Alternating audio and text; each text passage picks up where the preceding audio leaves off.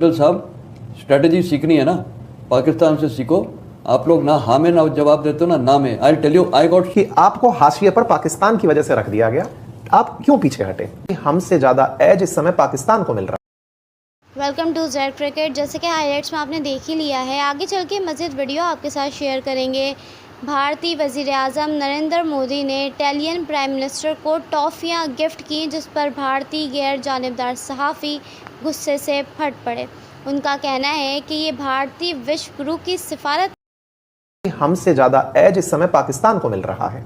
हमारा national interest ये कहता है कि जिस डिप्लोमेसी को आज तक हम बहुत गौरवान्वित होकर लेते आ रहे थे कि भारत की विदेश नीति इतनी अच्छी है कि हम अमेरिका को भी साथ गए, रूस को भी साथ गए, तेल लेकर के अपना खर्च चला गए, हम उसके बावजूद आज फिर वहीं आकर खड़े हो गए कि आपको हाशिए पर पाकिस्तान की वजह से रख दिया गया, आप क्यों पीछे हटे? देखिए, बात यह है कि अगर हम पाकिस्तान से कंपेयर करना शुरू करें अपने आप तो मेरे ख्याल से ये थोड़ा सा सवाल मेरे को ये बेमानी लगता है, क्योंकि पाकिस्तान और इंडिया कोई कंपैरिजन नहीं है।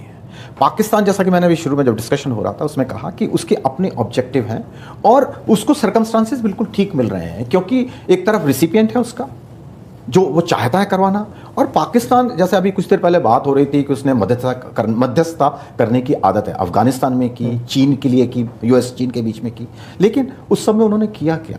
अगर मैं आपको बताऊं, याद दिलाऊं, ये प्रेसिडेंट अयूब जब पाकिस्तान आज़ाद हुआ तो यूएस से पाकिस्तान को घास नहीं डाल रहा था, I am using the word घास नहीं डाल रहा था, और उनको बिल्कुल अवॉइड किया जाता था। तो जो उनके एक जनरल साहब जो थे, प्रेसिडेंट अयूब थे, जनरल थे, वो बाद में अयूब बने, उन्होंने कहा कि मेरी सेना आपके लिए अवेलेबल है और केवल आप मुझे खर्चा दे दीजिए। तो वहां से उनकी दोस्ती की शुरुआत हुई। तो पाकिस्तान ने हमेशा अपने आप को इस्तेमाल करने की कोशिश की है कि दूसरे देश के डिस्पोजल पर हूं, जैसा आप कहेंगे मैं वो करूंगा। उस तरह से वो डिप्लोमेसी उसने अपनी चलाई है। चीन के मामले में वही किया उन्होंने। जब मैं छोटा सा पॉइंट यहाँ पे रखना चाहूंगा, वो इसी में आप कंटिन्यू करिएगा। चला तो हम भी वैसे ही रहना सर। आज आप चाबहार पोर्ट पर, साहब जो अभी जनरल साहब बात उठा रहे थे कि वहां पर आप कोई बजट नहीं निकालते, क्यों नहीं निकालते? काट सा खड़ा है साहब। अमेरिका ने कह रखा है countering American adversaries through trade sanction act, अगर आपने पैसा लगाया तो मैं आप पर प्रतिबंध लगा दूंगा। किसके अकॉर्डिंग चल रहे हैं हम? अमेरिका के अकॉर्डिंग। अमेरिका बोलता है कि आपको रशिया से तेल नहीं खरीदना है। क्यों नहीं खरीदना है? अमेरिका बोलता है। आप प्रतिबंध तो अमेरिका के मान रहे हैं, लेकिन एक तरफ आप ये बोलते हैं कि पाकिस्तान ने कहा कि मेरी सेना का इस्तेमाल कर लो। टेक्निकली तो आप पूरा देश इस्तेमाल करने दे रहे हो सर। नहीं, आप जिस तरह से कह रहे हैं, अच्छा आप मेरे को भी काउंटर में कहूंगा जी प्लीज, कि अगर हम कहते हैं कि नहीं, छाबार में हम पैसा लगाएंगे, उसका नतीजा क्या निकलेगा? सैंक्शन लगेंगे, ठीक है।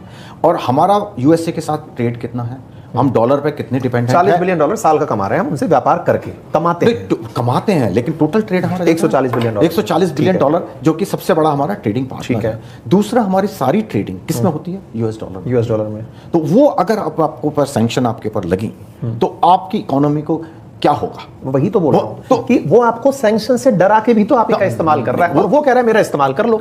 दोनों में फर्क ही तो इतना है, आप डर के काम कर रहे हो और वो खुशी से। लेकिन हम उससे, आपकी बात सही है कि हम जो है हमें करना पड़ रहा है एक तरीके से हम, लेकिन हम कहते हैं कि ऑफ कोर्स हमने अपने रीजन से उसकी वजह से किया, लेकिन हाँ, मैं एक बात मानता हूं कि हमें उसको फॉलो करना पड़ रहा है। लेकिन मेरे हिसाब से हमारी ये टेम्परेरी सिचुएशन है, क्योंकि इसमें गलती हमारी भी है कि हमने यूएस के ऊपर इतनी डिपेंडेंस कर ली कि वो हमारे को डिक्टेट कर पा रहा है। You know what they used to tell me, Afghani generals and their people, including Taliban, some of them. He said, general साहब स्ट्रेटजी सीखनी है ना, पाकिस्तान से सीखो। आप लोग ना हाँ में ना जवाब देते हो ना में। I'll tell you, I got so many proposals from Afghans. I'm aware. So many. I'm aware. I used to come and get those delegations, meet the top leadership. तो यहाँ जब बातचीत होती थी ना, हाँ ये करेंगे वो करेंगे, we'll give you the whole plan. 6 महीने हो जाते थे, कोई जवाब ही नहीं देने। तो भी स्ट्रेटेजिक कल्चर, और हमारा DG defence intelligence agency, everyone was on board. Now they were to come here. अब जब आप आओगे नहीं तो आपको घास कौन देगा? सीधी बात है। सो इंडिया की आज रेलेवेंस देखिए, we are a third largest economy बनने वाले हैं, वी आर अ मिलिट्री ताकत in the world, we have got a good political leadership. क्या नहीं है आपके पास? आज हमारा हर इलेक्शन में मैंडेट बढ़ता जा रहा है।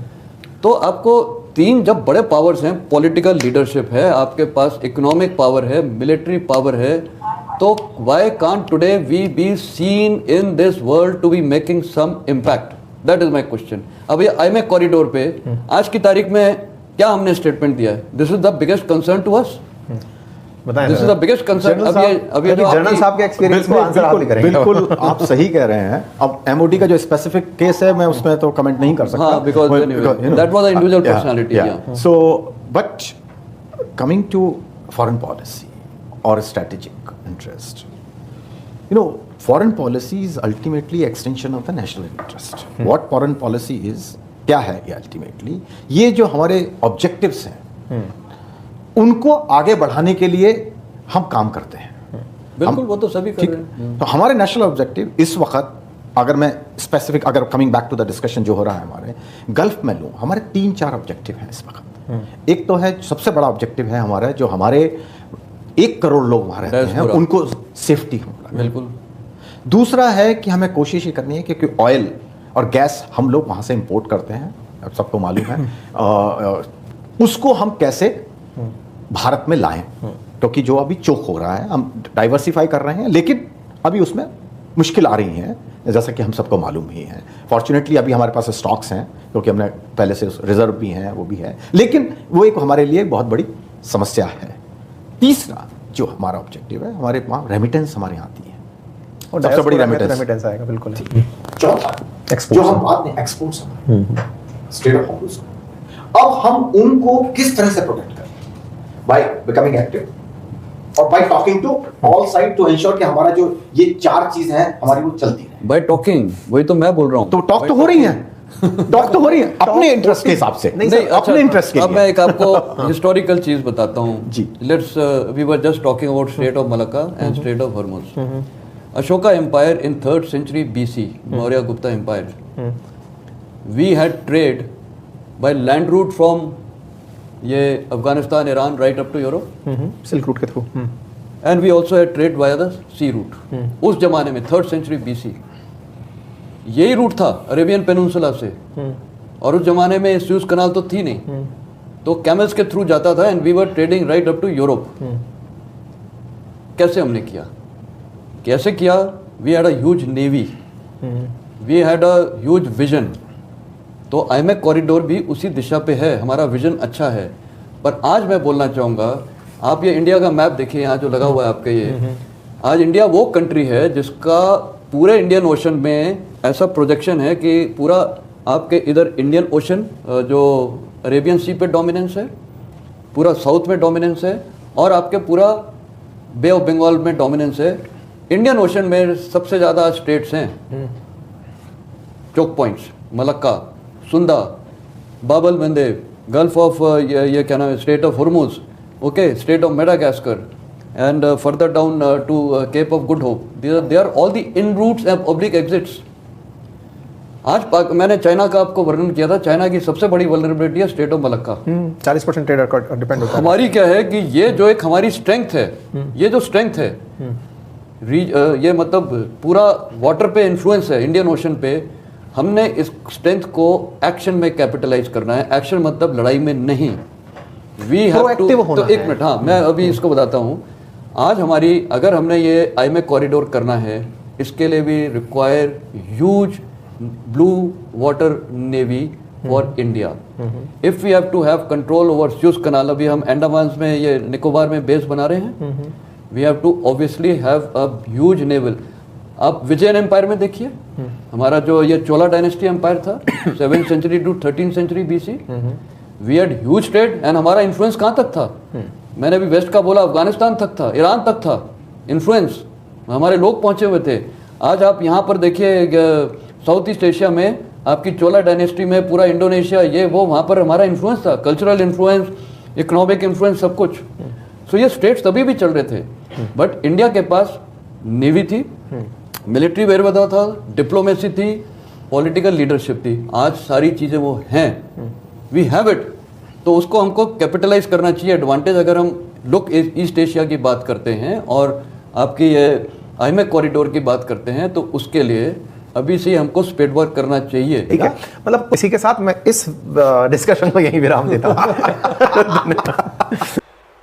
आपकी इस जल्दबाजी से होता क्या है? यूएस एम्बेसडर जो पाकिस्तान में है वो पाक ऑक्युपाइड कश्मीर में जाते हैं और वहां पे वो इसको कहते हैं कि आजाद कश्मीर है, मतलब वो वहां विजिट कर रहे हैं। इंडिया में जो यूएस के एम्बेसडर कहते हैं क्या दिक्कत है भाई उनके वहां जाने से, जब इंडिया प्रोटेस्ट करती कहते नहीं कोई दिक्कत नहीं है, हम भी तो श्रीनगर गए थे। मतलब वो कहीं ना कहीं कश्मीर को एक विवादित उसकी तरह से ट्रीट कर रहे हैं, और हम कह रहे हैं कि हम चांद के आगे हमारा उनका सहयोग चला जाएगा, चांद के आगे सूरज में जाने से चीजें जल जाएंगी, भस्म हो जाएंगी।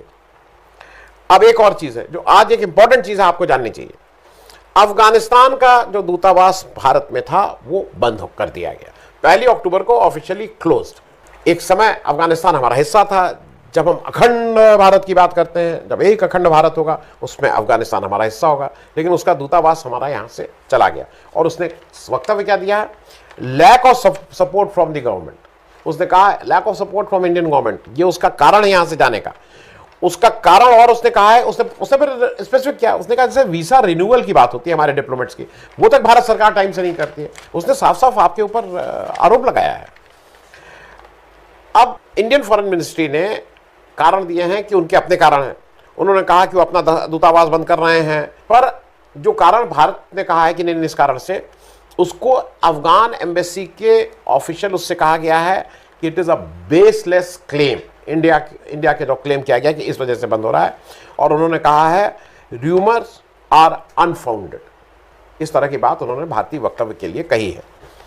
मैं आपकी जानकारी के लिए सिर्फ बता दूं कि जो तालिबान जो अभी वहां पे कंट्रोल कर रहा है, मतलब जिसका राज है, जिसकी सरकार है, तालिबान ने 14 राष्ट्रों में अपना जो एम्बेसी या जो उनका दूतावास है वहाँ है, इंडिया में उनका डिप्लोमेटिक मिशन में से कोई मतलब नहीं। तो आज हमारा अफगानिस्तान से कुछ नहीं है, जबकि चीन अफगानिस्तान के बहुत पास होता जा रहा है, उनको हर तरह की मदद कर रहा है। अब जरा चीन की बात कर लें, क्योंकि बिना चीन की बात किए ये विदेश वाले मामले जो हैं पूरे नहीं होंगे। गलवान के बाद क्या हुआ था, हमने 20 शहीदों को वो किया, किस तरह से अब हम जहाँ तक गश्त कर सकते थे वहाँ तक अब नहीं जा रहे हैं, सबको पता है। G20 में जी जिनपिंग का ना आना क्या एक बहुत अच्छा वो दे रहा था। एशियन गेम्स में हमारे अरुणाचल के खिलाड़ियों को एक्रेडिटेशन नहीं देना क्या शो कर रहा है हमारी डिप्लोमेसी के बारे में। जैसे कि आपने देखा कि विक्रांत गुप्ता किस तरह से पाकिस्तान टीम को प्रेज कर रहे हैं। अगर आप भारत पर पाकिस्तान का रिएक्शन देखना और सुनना पसंद करते हैं तो हमारे चैनल उज़ैर क्रिकेट को लाजमी सब्सक्राइब करें। आपसे अगली वीडियो में मुलाकात होगी, तब तक के लिए अल्लाह हाफ़िज़।